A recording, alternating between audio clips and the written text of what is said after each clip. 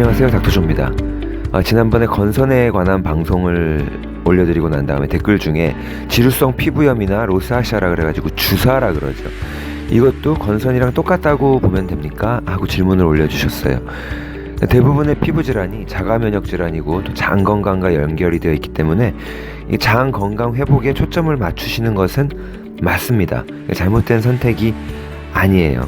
그러니까 우리의 피부는 바깥쪽에 있는 보호막이고 우리 장벽은 몸 안쪽에 있는 보호막일 뿐 둘 다 똑같은 기관이에요. 그래서 함께 치료를 하시는 게 맞는 건데, 로스아시아 같은 경우는 주사, 얼굴, 코 이렇게 양쪽 뺨, 주로 나비 모양으로 이렇게 빨개지는 충혈성 질환인데 딸기코라고도 하고, 공식적으로는 원인을 알 수 없다라고 되어 있는데요. 한 가지 단서가 있죠. 주로 폐경기 아니면 폐경 이후 나이가 좀 드신 여성분에게서 많이 생겨요. 무슨 뜻인가? 폐경기에는 부신이 난소를 지원합니다. 부신은 콩파 뒤에 있는 아주 조그만 장기예요.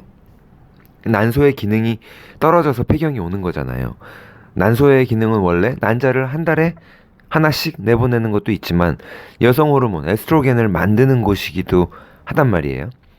근데 그 여성 호르몬 에스트로겐을 가지고 마법을 부리는 거죠. 이 생리 주기에 따라서 이제 배란을 하게 만드는.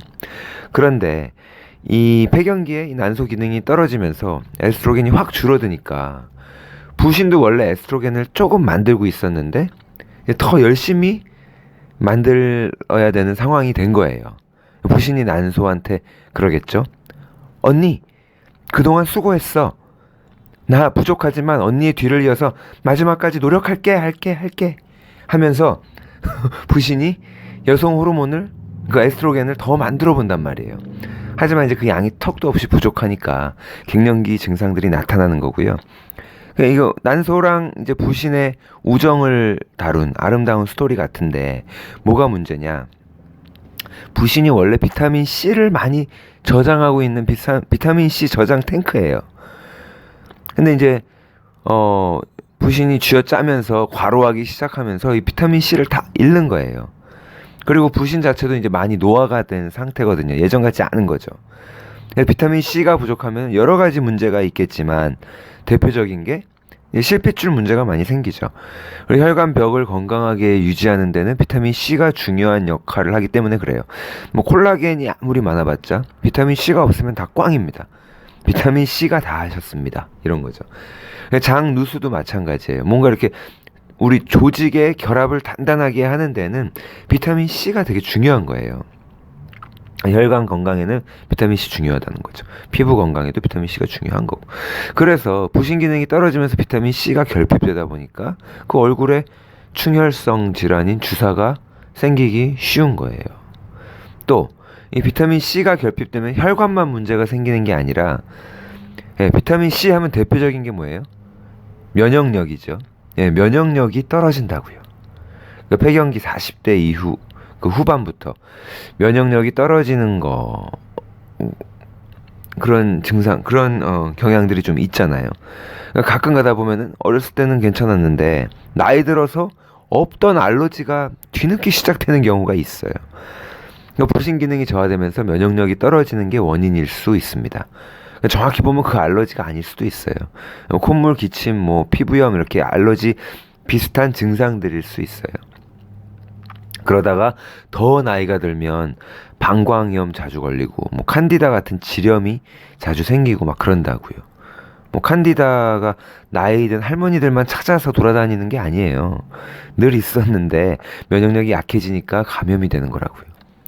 병원에서는 이 주사 치료로 이제 항생제를 처방을 하는데 그 항생제가 효과가 있단 말이에요. 무슨 뜻이겠어요?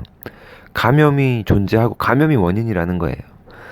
감염은 면역력이 떨어졌으니까 생긴 거고요. 그거 기억하세요. 균은 늘 있었다는 걸.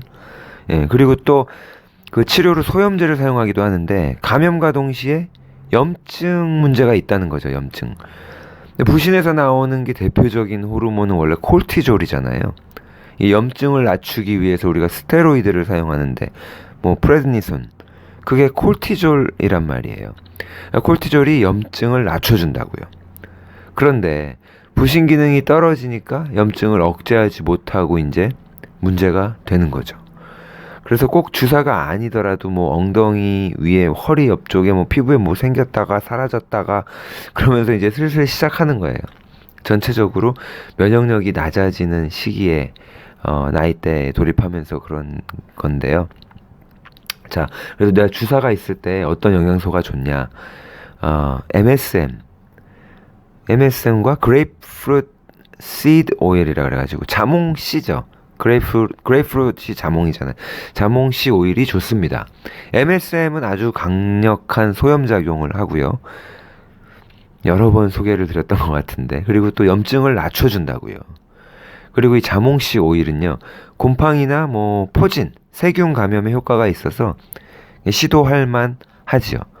아니면 지난번에 건선에서 소개된 타마누 오일도 괜찮습니다. 지루성 피부염도 마찬가지예요. 면역력이 저하된 상태라는 걸 이해하셔야 되고요. 또 면역력은 우리 장과 아주 직결돼 있으니까 장의 건강 상태를 확인하셔야 되는 거예요. 그 피부의 증상만 어떻게 잠깐 잠재우는 대증요법도 중요하지만 그것만 해서는 또 재발하고 반복되고 피곤하니까 어떤 문제가 있는지 원인을 찾아야 되는 거고, 그럴 때 장에 문제가 있는 경우가 많기 때문에 장 문제도 빠지지 말고 돌아보시라는 거죠.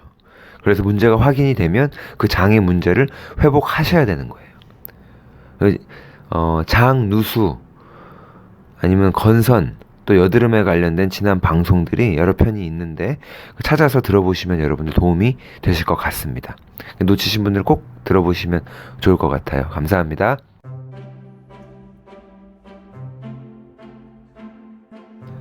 환자혁명이 17세를 찍었습니다. 그리고 특별한 것은요, 그동안 1쇄를 이렇게 3,000권씩 찍었는데 이번에 17쇄는 5,000권을 찍었다고 하시네요. 연말 연시에 인쇄소도 쉬고 그러니까 주문이 어려울 것 같아서 많이 찍으셨다고 하세요. 예전에 10쇄 찍었을 때 발음이 욕 같다고 10쇄 이상하다고 그러면서 18세 찍을 땐 어쩌지? 막 그러면서 농담했던 게 엊그제 같은데 어느새 18세 앞으로 성큼 다가왔습니다. 17세. 여러분들께 감사드립니다. 감사합니다.